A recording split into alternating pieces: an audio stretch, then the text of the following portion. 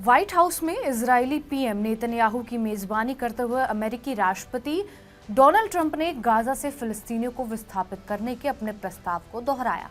उन्होंने जॉर्डन और मिस्र में पुनर्वास का सुझाव दिया। राष्ट्रपति ट्रंप ने सुझाव दिया कि गाजा में विस्थापित फिलिस्तीनियों को युद्धग्रस्त क्षेत्र के बाहर स्थायी रूप से बसाया जाना चाहिए। राष्ट्रपति ट्रंप ने ये कहा कि वो चाहते हैं कि फिलिस्तीनियों को कहीं और बसाने के बाद अमेरिका गाजा पट्टी को ले ले और इसका पुनर्विकास करे। अमेरिकी राष्ट्रपति ट्रंप ने मंगलवार को गाजा से फिलिस्तीनियों को विस्थापित करने के विचार को दोहराते हुए कहा कि वहां के लोगों के पास फिलिस्तीनी क्षेत्र को छोड़ने के अलावा कोई ऑप्शन नहीं था जो इजरायल के सैन्य हमले से तबाह हो गया था।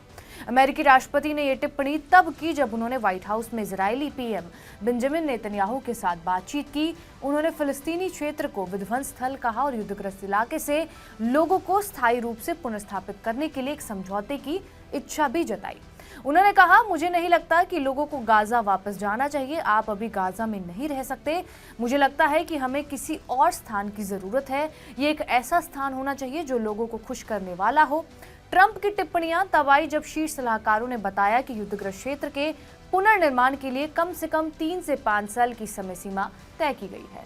ट्रंप ने इजरायली प्रधानमंत्री बेंजामिन नेतन्याहू के साथ एक जॉइंट प्रेस कॉन्फ्रेंस की शुरुआत में कहा कि अमेरिका गाजा में नष्ट की गई इमारतों को समतल करेगा और एक आर्थिक विकास करेगा जो क्षेत्र के लोगों के लिए अनलिमिटेड संख्या में नौकरियां और आवास भी देगा। ये टिप्पणियां तब आई जब ट्रंप ने पहले सुझाव दिया था कि गाजा में विस्थापित फिलिस्तीनियों को युद्धग्रस्त क्षेत्र के बाहर स्थायी रूप से बसाया जाना चाहिए।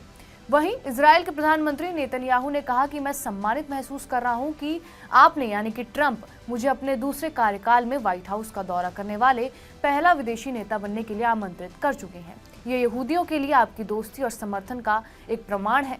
मैंने ये पहले भी कहा है और मैं इसे फिर से कहूंगा, आप व्हाइट हाउस में इजरायल के अब तक के सबसे अच्छे दोस्त हैं और यही कारण है कि इजरायल के लोगों के मन में आपके लिए इतना बड़ा सम्मान है। प्रधानमंत्री नेतन्याहू ने कहा कि इजरायल कभी मजबूत नहीं हुआ है और ईरान की आतंकी धुरी कभी कमजोर नहीं हुई है, लेकिन जैसा कि हमने अपने भविष्य को सुरक्षित करने और अपने क्षेत्र में शांति लाने के लिए चर्चा की, हमें काम खत्म करना होगा। इजरायल का गाजा में 3 लक्ष्य है। हमास की सेना और शासन क्षमताओं को तबाह करना, हमारे सभी बंधकों की रिहाई सुनिश्चित करना और ये सुनिश्चित करना कि गाजा फिर कभी इजरायल के लिए खतरा ना बन पाए। तो ये सारी चीजें बेंजामिन नेतन्याहू और ट्रंप की मुलाकात में हुई है। बहरहाल इस वीडियो के ऊपर आपकी क्या प्रतिक्रिया है, हमें कमेंट करके जरूर बताएं। बाकी देश और दुनिया की तमाम बड़ी खबरों से अपडेटेड रहने के लिए सब्सक्राइब करिए TV9 डिजिटल।